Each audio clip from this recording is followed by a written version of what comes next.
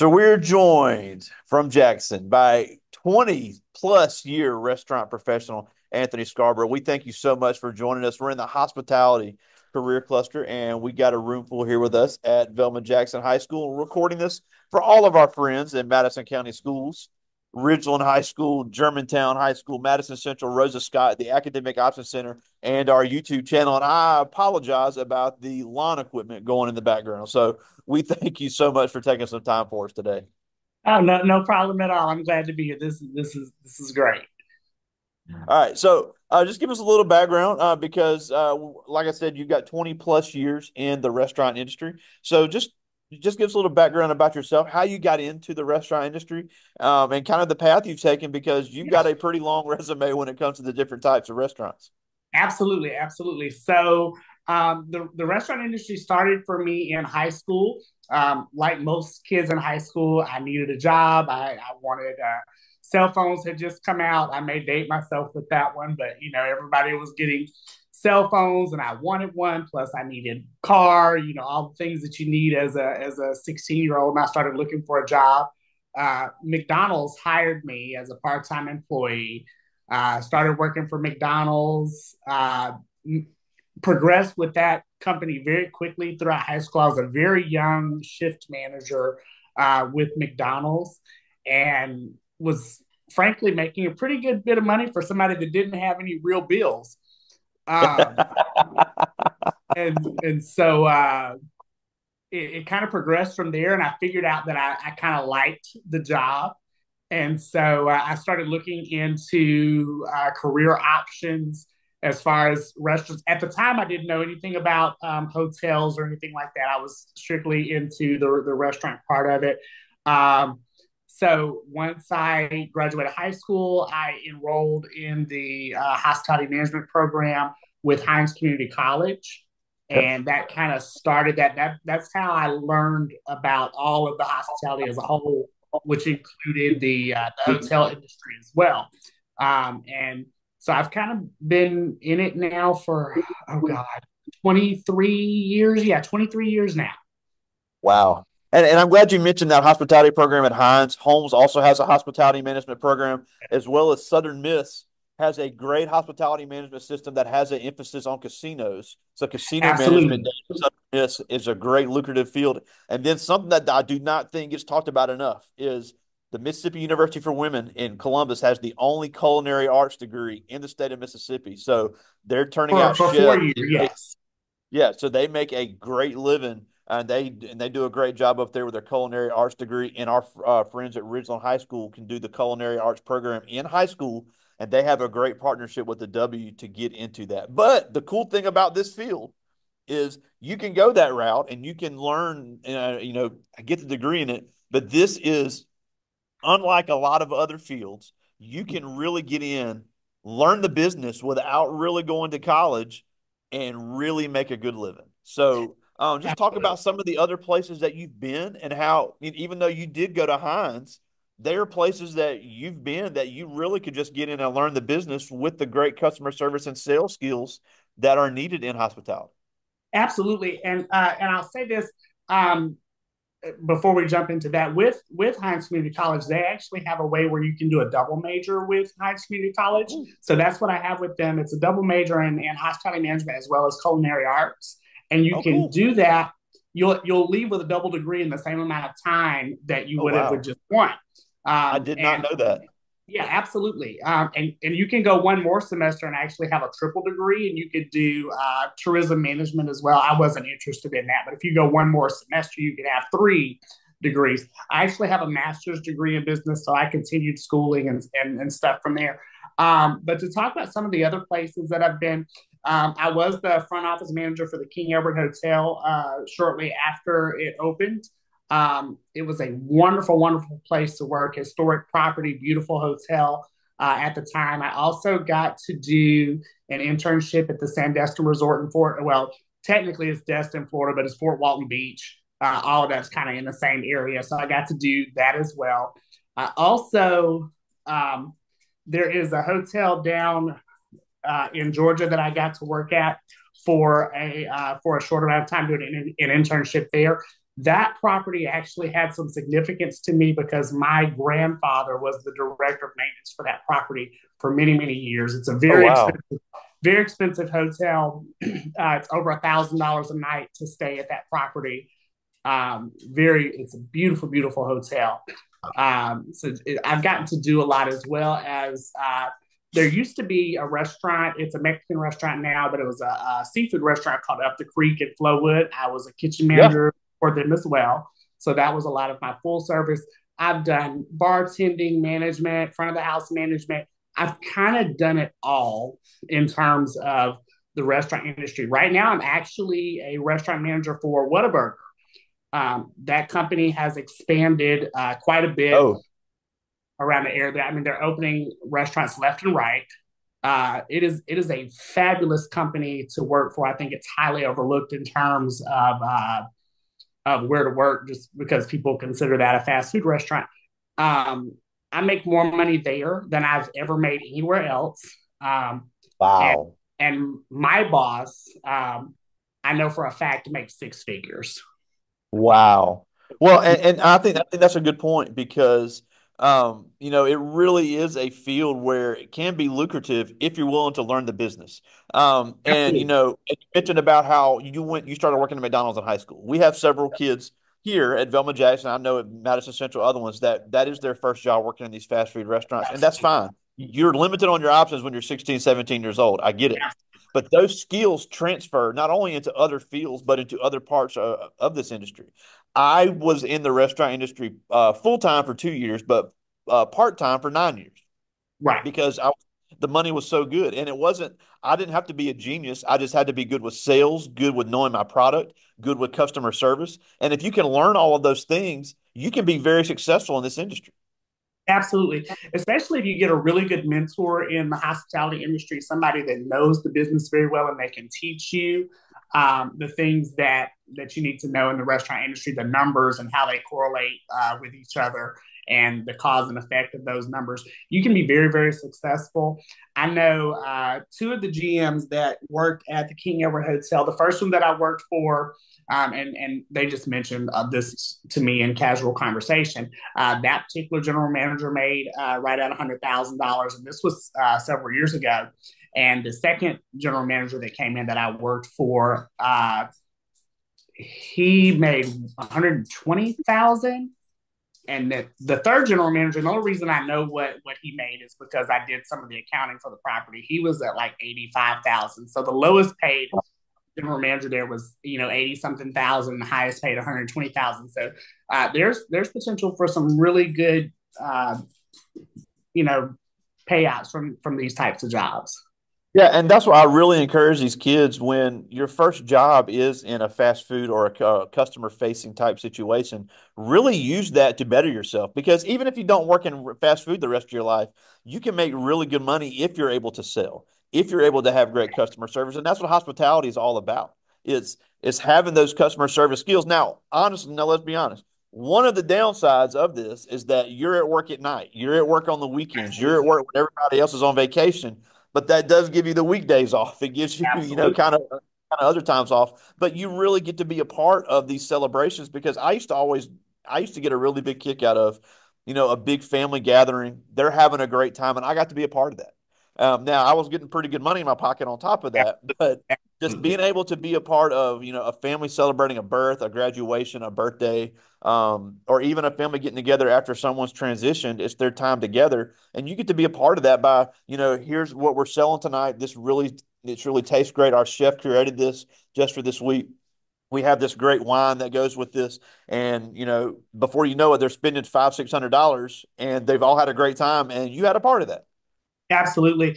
One of my favorite things about working at the King Edward is there was always an event going on at the King Edward. There was always something there. Even though I was working, I still got to enjoy those events and have a good time with the people that were there. There was always a New Year's Eve event, and I actually enjoyed working the New Year's Eve events at the King Edward because they were just a lot of fun. It got kind of loud, of course, because it was a party, but you really enjoy those. And something else I'll tell you. A lot of the people that I know, I have a friend whose husband is a chef, and he does catering. he's employed for himself, and he does catering and makes a ridiculous amount of money. That part of the hospitality industry kind of gets overlooked from time to time as well. A lot of these private caterers that I know that cater for events, weddings, and such like that, they make an insane amount of money, and especially if you cook well. And so that's also a part of the hospitality industry that gets overlooked from time to time. Is just catering. Now, I'm glad you mentioned that too, because that's what I did want to mention is because so many people were like, "Oh, you can cook really well. You got to open a restaurant." There's a lot more to it than that. Even though Absolutely, that is a big part of it. Obviously, if you make food that sucks, people aren't going to buy it. But absolutely. if you can cook, that's just part of it. It is a lot of knowing food costs, it's knowing labor costs. There's a lot of numbers that go into the business, but this is a business that, if you really put in the time and the effort, you can learn. And getting, even if you just get the associate's degree in hospitality, that really gives you the skills to where you can be successful. And, before we started talking, we did say Mississippi is a great place to be in this field. We mentioned the casinos on the coast and up in Tunica. But I hear kids all the time tell me, I want to live in Chicago. I want to live in Miami. I want to live in Las Vegas. Well, get into this field and you were probably going to Absolutely. have a chance to go to these big cities. Especially Las Vegas. Las Vegas, they have a slew of hospitality and restaurants in Las Vegas. One of my goals eventually is to work for the MGM Grand in Las Vegas, and whether that's a short term thing or a long term thing, I will eventually work for the MGM Grand in Vegas. It's great. It's a great property. I've stayed there, really enjoy it. I'm a little partial more so to the Hilton brand, but I love MGM as well. So there's so many different avenues, and even for people who don't necessarily want to be in operations, there's training. There's all types of things that you can get into that are related to the hospitality industry that you can work in that are not necessarily operations as well. So there's so many different avenues that you could go into. I've also had the opportunity to do some adjunct faculty stuff for hospitality management. I've gotten to teach a couple of classes at the junior college level. That was a Wow. lot of fun. Gotten to do that. I've done some guest lecturing at Hines as well, just because I have that connection there. So there's so many different things that you can do in this industry, depending on what your goal is. Yeah, and I'm glad you mentioned that as well because I had some friends from high school that were working for McAllister's, and we've all been to McAllister's, Absolutely. and Yeah. literally their job was to travel around the country and open up new stores and train the staff. So Yeah. they had worked in the store, worked their way up they learned the business. McAllister's like, you guys are doing a great job. They were going to Kansas, they were going to Texas, they were Yeah. going to New York, they were going to Florida. Every time McAllister's was opening a new store, they were there for 2 or 3 weeks on McAllister's dime, training the staff on how McAllister's runs things. Yeah, when you do those special operations for these restaurants and hotels, pretty much everything is covered for you on those travel type situations, and it's you get to go to a bunch of different places that you might not have thought about going to. You wouldn't necessarily vacation there because that's not like a destination area, but you get to see these different places and see what they have to do. And there's always you have your downtime outside of that after those work days where you can get out and see the area. So it's a good way to get around and see things, doing that special operations and task force type stuff.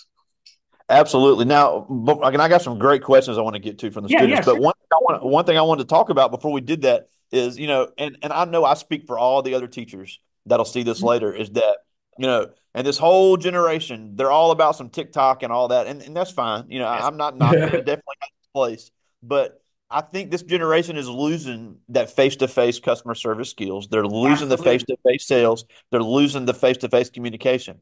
But that is so vital to this industry because when someone comes in and they have an order or they have an accommodation or they have an event going on, they want to be taken care of. And the people that can master those skills are the ones that are successful in this business. So talk about how that, even those small skills, and I talked about learning it now in high school, learning it when you're working at McDonald's. Why is that so important to be successful in this business? Yeah, being able to communicate to people face to face is very, very important. I'm so glad you brought that up because I struggle with this with my employees now. Because I've been in this industry for as long as I have, I I am so good at this when I'm talking to customers that I've actually done some training on this as well. You have to be able to, these conversations when you're dealing with your clients, your guests, whoever, they have to be comfortable conversations. If they seem scripted or you seem uncomfortable or you seem as if you're just kind of going through the motions, you're not going to be able to be as successful because everything about this business and hospitality is about selling things. And in order to sell things, you have to make people comfortable. You have to be able to, I say this all the time, you have to be able to finesse those conversations. Um, I literally could do a master class in a drive-through of selling things because it's so much fun for me. And I literally have had other management people watch me in a drive-through and they're like, how does he do that? And it's just about being able to finesse those conversations. You don't always have to be scripted. You can kind of go off on the cuff a little bit. You want to get your talking points in, is because every company has their scripts that you have to go through. But you have to be able to incorporate those scripts and do it in a way that's very casual. I tell my employees all the time, this is all about making money because that's how we pay you. And I want to be so far into their pockets that I'm touching their ankles. That is literally how I think about this business. So it's a goal for me to see how much I can sell you when I'm working because that correlates into my base pay. That's the number of hours that my employees get, and that's also my bonus money as well. There's a lot of bonus money to be made for sales increases in the hospitality industry, and so I'm always thinking, literally, the more I sell you, the more money I make. So I'm willing to get in there and do whatever I have to do. So being able to have those conversations face to face is the prime way to make money in this industry. Yeah, and the funny thing is, people will be shocked. A lot of times when you're selling things, people aren't even aware that it's available.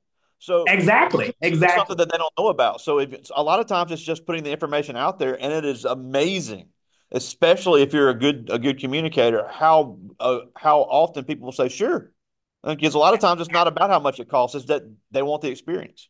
Absolutely. And the thing about that is it's our goal as people in hospitality to make that information aware. And as you're talking to people, you have to be able to fill them out. There are some people that you encounter, they don't want anything but the bare minimum when they come in. And you can feel those people out. As soon as you see them, you're like, and you're always going to test the waters and see if you can get something out of them. Sometimes you get lucky, sometimes you don't. But you'll be able to tell if you're talking with people and you're familiar with the psychology of customer service, that you'll be able to tell when, okay, this is somebody I can run up a check on, and that's how you do that in this industry. You have to be familiar with people, and I say this all the time, the psychology of customer service, because you can feel people out and understand when you've got somebody that you can sell things to, and then you have someone that is there for the bare minimum. They know what they came for. You're not going to be able to, and you have to not be offended by that. I get told no all the time when I'm selling things. And that's what I see a lot of times with the younger people that I work with now. They get told no a couple of times. They're like, well, people just keep telling me no, so I'm going to stop. It's all about your approach to selling things. They have to see the value in what you're selling them, and they have to feel like they got their money's worth. And sometimes that is all about the way you present that information and how you interact with them. If you can have a good conversation with a guest or a customer and make them feel really good, sometimes they just open the wallet and cash falls out. Yeah, And that's the way this industry is.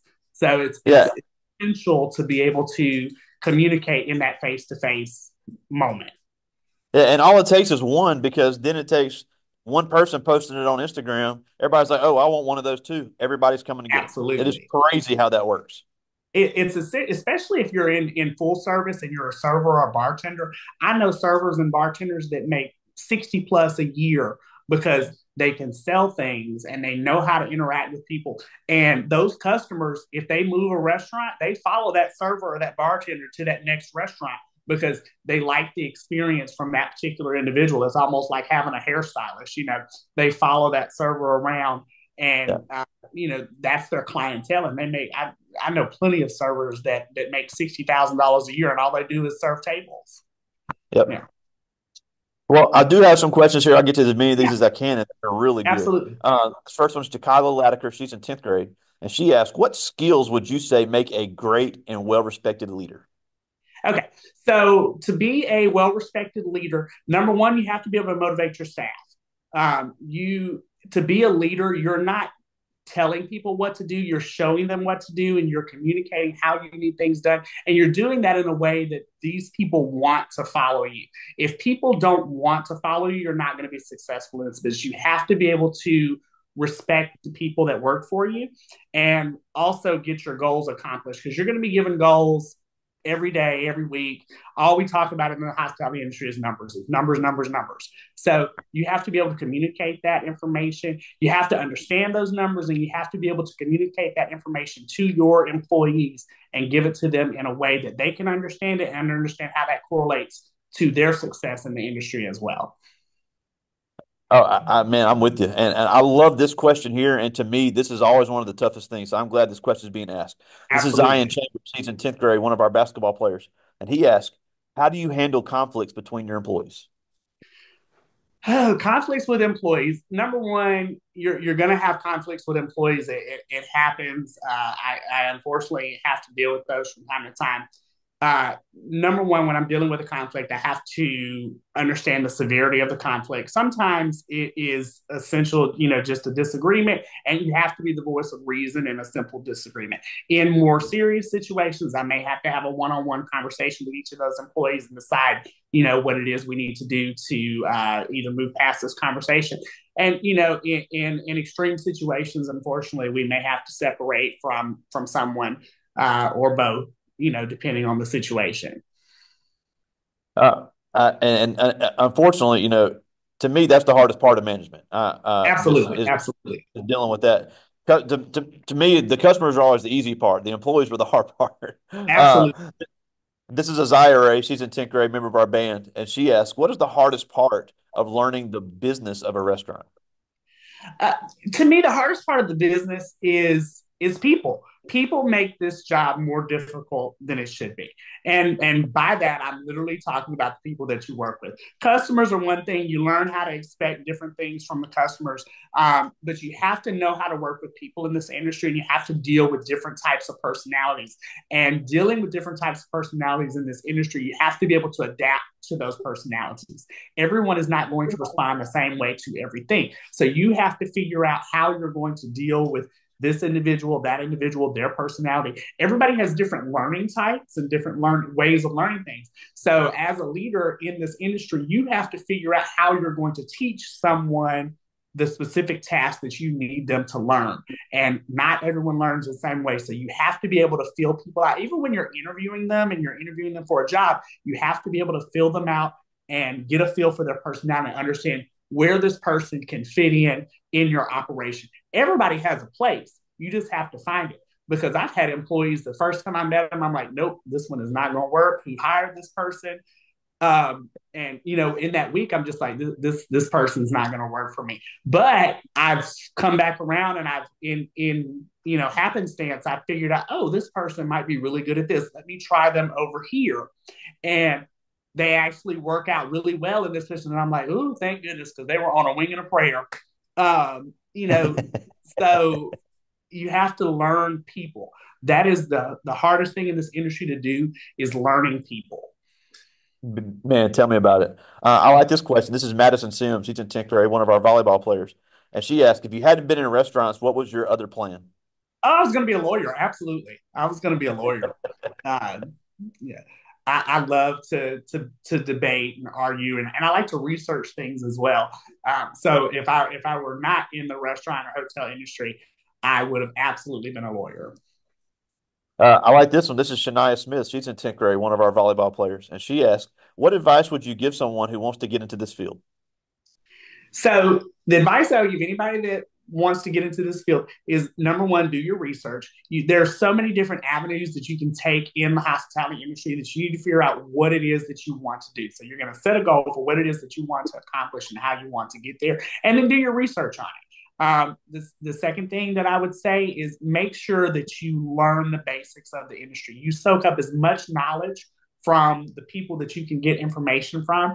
When there is someone who is willing to teach you something, then you take the initiative. Everything about this industry is taking initiative. So you ask questions.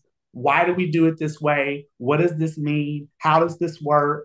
you learn the basics. Once you learn the foundation of the hospitality industry, whether we're talking about RevPAR in hotels or we're talking food costs, labor, uh, anything like that, you learn the basics of the industry. Once you learn those basics, you can fine tune everything else. The third thing that I would say is communication is absolutely key. Sometimes in the hospitality industry, uh, the manner of professional communication may get overlooked. If you are someone who can communicate in verbal and written form in the most professional way possible, that's going to shine the best light on you in this industry, and it will literally propel you to the top. I literally was having a conversation with a coworker yesterday because I send out recaps every day when I work in the restaurant, just of what a kind of chronology of what happens on my shifts. And I send out a bunch of numbers. And she sent me a text and she was like, I envy those documents that you send out. And I was like, why? She was like, they're so well put together. And she said, it's just one thing I learned early on is the better you communicate to people in written and verbal form, the better it works for you. Absolutely. Well, I got time for one more. This is Demontre Strange. He's in 10th grade, member of our football, basketball, and baseball team. So he plays three Good sports Lord. here. Yeah, Okay. exactly. But he asked, what made you stay in this career field for so long? That's a very good question because sometimes I wonder. But no, seriously, I really enjoy this industry. You have to have a love of the business. When I was at Hines Community College, one of the professors there said to me, he said, I think the hospitality industry is in your blood. It's something that I enjoy. I jokingly sometimes, I say, oh, I don't like people, but no, I really do enjoy people. You have to enjoy people in this industry. You have to understand people. And you're in this industry, you will meet so many different types of people, and you have to learn how to meet those people where they are. So it's all about adapt. No day is ever the same for me. Like yesterday was a Monday. I was at work last night for several hours. We were just kind of Monday is the slowest day ever in restaurants. So we were kind of standing around there looking at each other like, hi, trying to make it through the day without blowing labor. And then right about 8:30 last night, it just got busy out of nowhere. There was some kind of child's football game somewhere, and everybody decided they wanted Whataburger last night. So we got really busy at about 8:30 last night after having stood around looking at each other for a couple Yeah. of hours. So no day is ever the same, and that's the thing that it doesn't get monotonous at all. There are tasks that you do every day that are the same, but the operation itself, it can be different every single day. Every day is a challenge, and that's why I enjoy it. Absolutely. Well, we're almost out of time, and we thank you Yeah, so much for joining us. But a couple things before we go. First of all, I know Whataburger has a new Madison location. You're absolutely. looking for great employees. So if anybody's interested in working at Whataburger, how do they apply? They can go to whataburger.com/careers and they can apply there. We're also hiring at the Brandon location where I'm located. We're hiring for evening shifts. So if any of the students that are interested in employment in Brandon, we're hiring there as well. Madison, I believe opening day for the Madison location is December 2nd. The GM's name there is Cherry Jackson. So y'all can reach out to her as well because she's going to start doing interviews for employees as well. That's awesome. Now, the last thing before we go is, you've been in this industry a long time. I was in the industry a long time, and it is and can be very rewarding. So why should these kids consider really getting into this industry because it's not going anywhere? No, absolutely. This is an industry where you can literally do any and everything. You can literally travel the world in hospitality. You can be all over the place, whether you go into hotels, restaurants, or the tourism industry. That's part of hospitality as well. The tourism industry is part of that. So you can literally, if you're someone that wants to travel, you want to go to these destination locations, is something that you can really prosper at. If you enjoy people, this is something that you should do. Absolutely. Well, again, we thank you so much for joining us, Anthony Scarborough, 20 plus year Yes, sir. uh, restaurant professional there at Whataburger and Brandon. Thank you so much for joining us today. Thank you so much. Thank you for having me. This has been a lot of fun. I really appreciate it. All right, talk to you later, buddy. Thank you. Bye bye. See you.